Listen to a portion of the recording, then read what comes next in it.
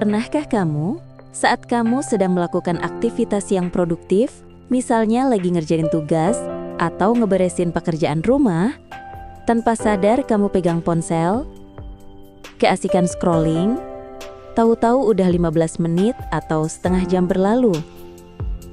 Inilah cara kerja otak yang sudah punya mode otomatis untuk scrolling. Dari sekedar cek notifikasi, lalu buka aplikasi dan scrolling tanpa henti. Kebiasaan ini disebut doom scrolling. Ini adalah kecanduan otak dalam mengkonsumsi konten media sosial yang berlebih dan mulai mengganggu kualitas hidup kita. Dan percayalah, ini lebih berbahaya daripada sekedar membuang waktu. Lalu, kenapa kita bisa terjebak pada kecanduan ini? Dan bagaimana cara kita bisa berhenti atau setidaknya mengurangi aktivitas doom scrolling ini? Mari kita bahas.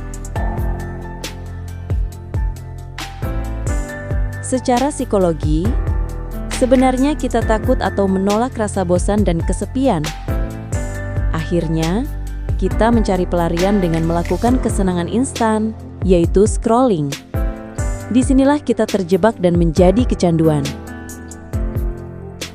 Lalu, kenapa kita kecanduan scrolling?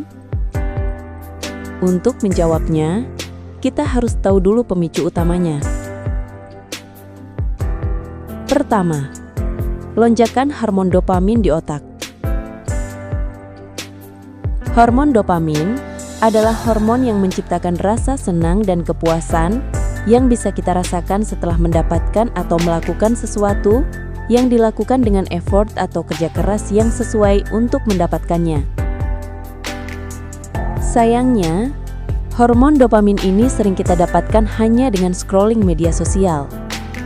Dengan effort yang sedikit dan sangat instan, membuat hormon dopamin meningkat drastis dan membuat otak kita secara otomatis menuntut untuk terus scroll demi mendapatkan kepuasan berikutnya.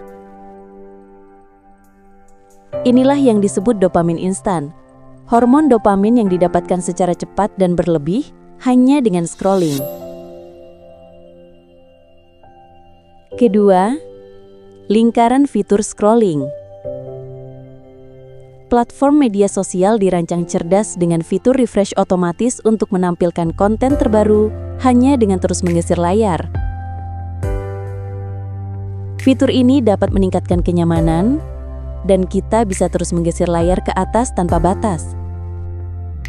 Konten terus dimuat tanpa ujung, membuat otak kita kelebihan informasi dan kelelahan, hingga akhirnya tak ada satupun yang bisa otak kita serap dan diingat dari 3 atau 5 video yang kita tonton pertama.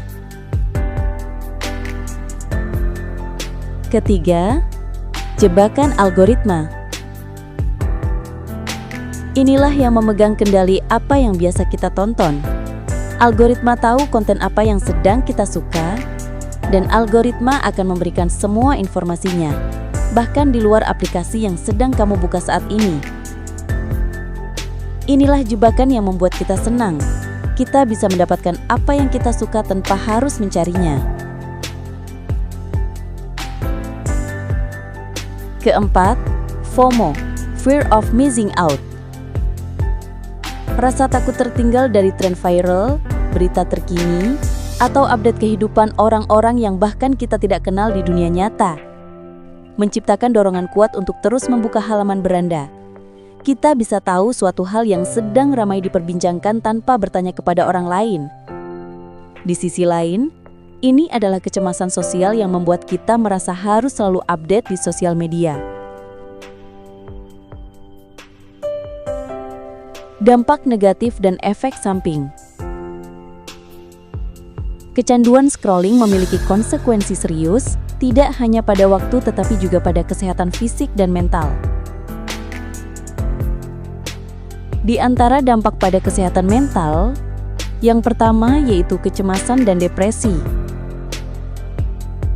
Rasa insecure, cemas, atau bahkan depresi akan muncul ketika kita tanpa sadar membandingkan kehidupan nyata dengan kesempurnaan palsu di media sosial, atau menciptakan standar kehidupan yang baru yang berdampak pada kehidupan nyata.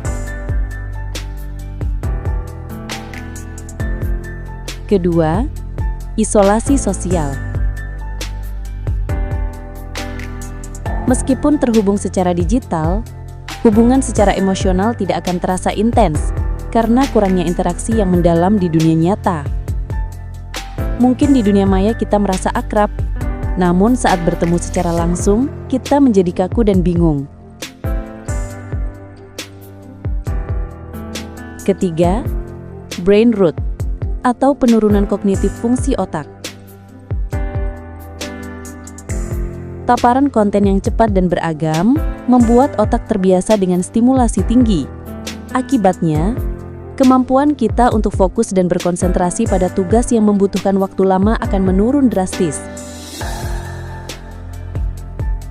Adapun dampak pada kesehatan fisik diantaranya: pertama, gangguan tidur. Scrolling sebelum tidur menghambat produksi melatonin karena paparan cahaya biru, menyebabkan insomnia dan penurunan kualitas tidur. Kedua, nyeri fisik. Posisi menunduk saat scrolling memicu nyeri leher dan bahu. Sementara penggunaan berlebihan dapat menyebabkan kelelahan mata dan nyeri di jari-jari tangan. Dan dampak pada produktivitas jelas. Waktu yang seharusnya digunakan untuk bekerja, belajar, atau membangun hubungan nyata menjadi terbuang sia-sia. Cara berhenti dan solusi. Reset otak. Kita bisa mengambil kembali kontrol atas ponsel dan waktu kita. Seperti yang sudah dibahas pada video sebelumnya, tentang cara merubah kebiasaan dan memulai perubahan.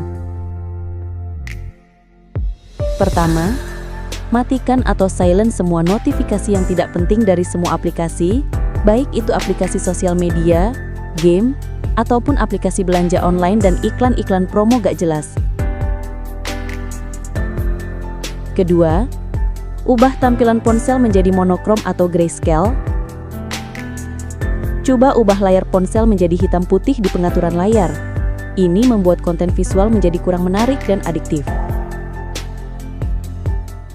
Ketiga, batasi screen time. Gunakan fitur bawaan ponsel untuk menetapkan batas waktu penggunaan harian untuk setiap aplikasi sosial media. Biarkan ponsel kita yang menjadi pengingat untuk berhenti menggunakannya. Keempat, tetapkan waktu zona bebas ponsel. Batasi diri kita menggunakan ponsel pada waktu dan tempat tertentu, seperti saat makan, saat bersama keluarga, dan 1 atau 2 jam sebelum tidur. Kelima, matikan ponsel saat dicas. Ini baik juga untuk kesehatan baterai dan agar kita tidak bisa memainkannya saat sedang dicas. Keenam, jauhkan ponsel dari kamar tidur. Simpan di dalam lemari atau di tempat yang sulit dijangkau, atau kalau bisa simpan ponsel di ruangan yang berbeda untuk menghindari scrolling sebelum tidur dan menjamin kualitas tidur yang lebih baik. Terakhir, ubah pola pikir dan penggunaan. Jadikan media sosial sebagai alat pencari informasi yang memang kita butuhkan, bukan sebagai sumber hiburan tak berujung. Bersikaplah kritis terhadap konten yang kita konsumsi. Hapus akun yang memicu kecemasan atau perbandingan sosial. Mengatasi kecanduan scrolling membutuhkan kesadaran dan konsistensi. Kita tidak harus berhenti total, namun kita perlu mengambil kembali kontrol atas diri kita. Mulailah hari ini dengan langkah kecil dan rasakan perbedaannya. Dunia nyata menunggu, jauh lebih kaya dan bermakna daripada layar ponsel. Semangat!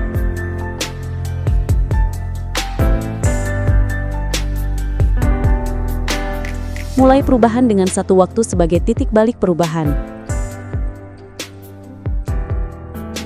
Terima kasih sudah menonton. Jangan lupa subscribe, like, komen, dan share video ini jika bermanfaat. Terima kasih.